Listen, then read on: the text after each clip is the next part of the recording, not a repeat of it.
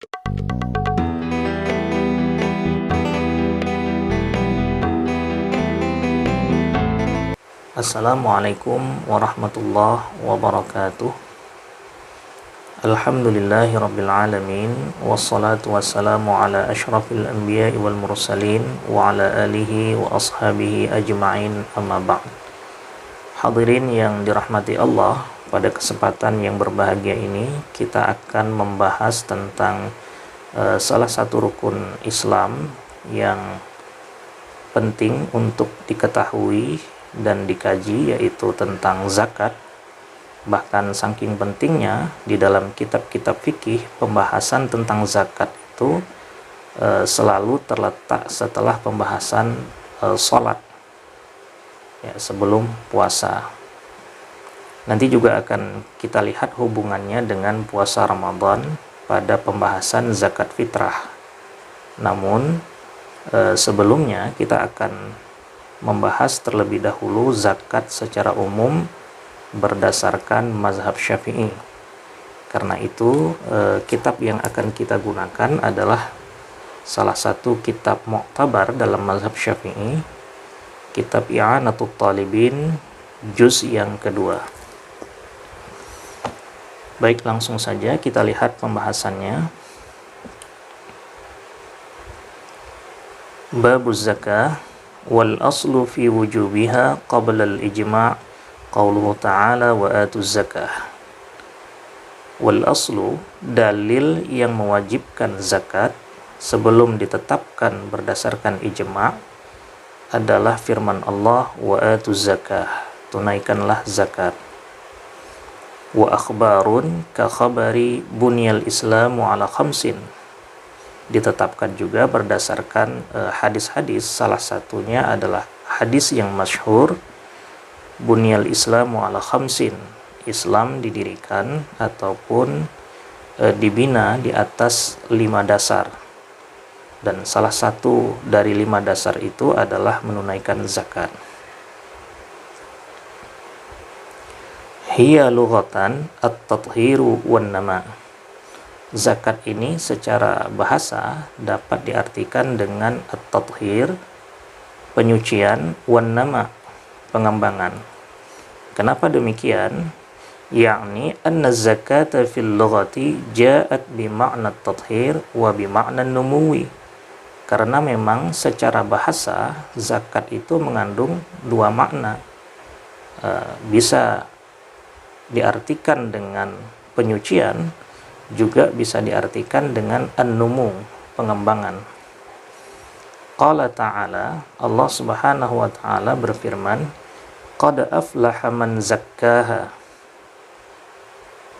Sungguh beruntung orang-orang yang zakkaha, ay tahharaha, yang menyucikan jiwanya. Jadi dalam hal ini zakat diartikan dengan tahhara, zakkaha ay tahharaha. Wa yuqal zakka az-zar'u idza nama. Juga bisa dikatakan dalam bahasa Arab terhadap az-zar'u, tanaman ataupun tumbuh-tumbuhan, idza nama, jika memang kenyataannya tumbuh dan berkembang, dengan pernyataan zakka az-zar'u, zakka az-zar'u. Wa ja'at aidan fiha bi ma'na al-madhi. Nah, zakat juga dapat diartikan dengan al-madh, pujian. Qala ta'ala, sebagaimana firman Allah, fala tuzakku anfusakum, janganlah kalian memuji diri sendiri, ay tamdahuha. Jadi tuzakku artinya sama dengan tamdahu, memuji. Wa bi ma'nal barakah. Nah, zakat juga ternyata mengandung arti barakah. Wa yuqal zakatin nafaqatu idza burika fiha, sehingga bisa dinyatakan terhadap nafkah yang terdapat keberkatan di dalamnya, idza burika fiha, dengan kalimat zakatin nafaqatu. Wa bi ma'na katsirul khairi, Zakat juga dapat diartikan dengan kebaikan yang banyak. Yuqal, sehingga bisa dikatakan dalam bahasa Arab, fulanun zakun, ay kathirul khairi. Si fulan itu zakun, artinya memiliki kebaikan yang banyak, orang yang memiliki kebaikan yang banyak. Nah, ini adalah pengertian zakat secara bahasa. Jadi ada 5 maknanya. Ada yang bermakna tathhir, penyucian, an-numu, pengembangan, al-madah, pujian, al-barakah, keberkatan, dan kathirul khairi, kebaikan yang banyak. Dan makna-makna secara kebahasaan ini nanti akan kita lihat hubungannya dengan pengertian zakat secara terminologi syara. Bagaimana hubungannya? Wa syar'an ismun lima yukhraju. Dan berdasarkan istilah syara ataupun terminologi syara, zakat adalah ismun, nama ataupun istilah, lima yukhraju, bagi sesuatu yang dikeluarkan, ay liqadrin yukhraju ilah, ataupun untuk kadar ukuran sesuatu yang dikeluarkan berdasarkan ketentuan. Jadi penekanannya di sini adalah zakat itu suatu istilah ataupun nama bagi sesuatu yang harus dikeluarkan sesuai dengan kadar dan ukuran yang sudah ditentukan. Itu yang disebut dengan zakat. Wasumiya bidzalik lil munasabati bainahu wa bainal ma'ani al-lughawiyyah al-madhkurah. Nah, zakat dinamakan demikian secara istilah syara karena memiliki munasabah, memiliki hubungan antara pengertian zakat secara istilah itu dengan pengertian zakat secara lughawiyah sebagaimana telah disebutkan tadi. Bagaimana hubungannya?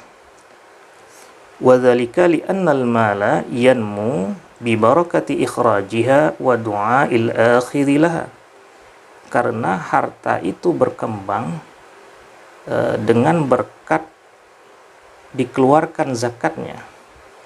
Jadi dia berkembang karena telah dikeluarkan zakatnya. Ada kadar tertentu yang harus dikeluarkan karena ini merupakan hak dari asnaf yang 8. Nah, setelah dikeluarkan maka harta ini menjadi berkah. Dengan keberkahan itulah dia menjadi berkembang.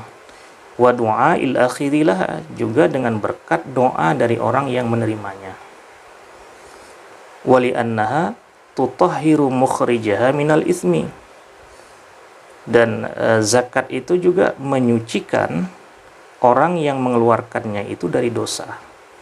Nah, ini hubungannya lagi dengan makna tathhir secara kebahasaan. Wa tumdahuhu hina tushhadu lahu bi sihhatil iman. Ya, orang yang mengeluarkan itu juga akan mendapatkan pujian ketika apa yang dia lakukan itu disaksikan ataupun sebagai bukti dari keimanan yang benar. Wal qadrul mukhraju 'anil mal wal 'ushru. Nah, karena zakat tadi adalah sesuatu yang harus dikeluarkan sesuai dengan kadar dan ketentuan yang sudah ditetapkan, maka kadar dan ketentuan yang harus dikeluarkan dari harta itu adalah 1/10 fi ma suqiya bima la mu'nata fih, pada pertanian, hasil pertanian yang la mu'nata fih, yang tidak membutuhkan pengairan. Artinya di sini pada pertanian yang hanya mengandalkan curah hujan secara alamiah, tidak ada upaya lebih dari itu untuk mengairi lahan, maka zakat yang harus dikeluarkan adalah 1/10 ataupun 10%. Au nisfuhu fi ma fihi mu'natun, ataupun setengahnya, setengah dari 1/10, setengah dari 10%, berarti 5% ataupun 1/20 fima fihi mu'nah, pada pertanian yang membutuhkan pengairan ataupun membutuhkan upaya lebih untuk bisa mengairi lahan. Nah, dalam hal ini zakat yang harus dikeluarkan itu lebih sedikit dibanding lahan yang hanya mengandalkan curah hujan. Au rubu'uhu fil dhahabi wal fiddah, ataupun seperempatnya, seperempat dari 10% berarti 2,5% fil dhahabi wal fiddah, pada zakat emas dan perak, wal khumusu fir rikaz, dan 1/5 ataupun 20% fir rikaz, pada barang terpendam ataupun harta terpendam. Auma warada 'ani syari' fil hayawan, ataupun ketentuan-ketentuan yang datang dari ketetapan syariat tentang zakat hewan. Kabinti makhad an khamsin wa 20, seperti pada setiap 25 ekor unta maka wajib dikeluarkan zakatnya 1 ekor unta betina yang usianya sudah lebih 2 tahun. Wal qadrul mukhraju 'anil badan, dan kadar yang harus dikeluarkan dari badan, dalam hal ini maksudnya adalah zakat fitrah, wa huwa sa'un, yaitu 1 sa' makanan pokok. Nah, ini adalah pembahasan tentang kadar dari harta yang harus dikeluarkan zakatnya. Ada 1/10, ada 1/20, ada 1/4 dari 1/10 tadi, yaitu 2,5%, dan ada 1/5 ataupun 20% dari harta terpendam. Nah, ini semua berhubungan dengan definisi zakat secara istilah, karena tadi diartikan dengan sesuatu yang dikeluarkan sesuai dengan kadar dan ketetapan yang sudah ditentukan. Dan ini juga akan ada hubungannya dengan pengertian zakat secara bahasa. Jadi pembahasan ini saling terkait satu sama lain, dan dasarnya adalah mengeluarkan zakat ini didasari ataupun berdasarkan dalil Al-Quran dan hadis serta ijma' para ulama. Nah, itu pembahasan tentang zakat yang berkaitan dengan definisi, dalil, dan kadar harta yang harus dikeluarkan zakatnya. Untuk sementara, hanya ini yang bisa kita bahas pada pertemuan kali ini. Insyaallah akan kita lanjutkan pada pertemuan yang akan datang. Hadanallahu iyyakum ajma'in. Wassalamualaikum warahmatullahi wabarakatuh.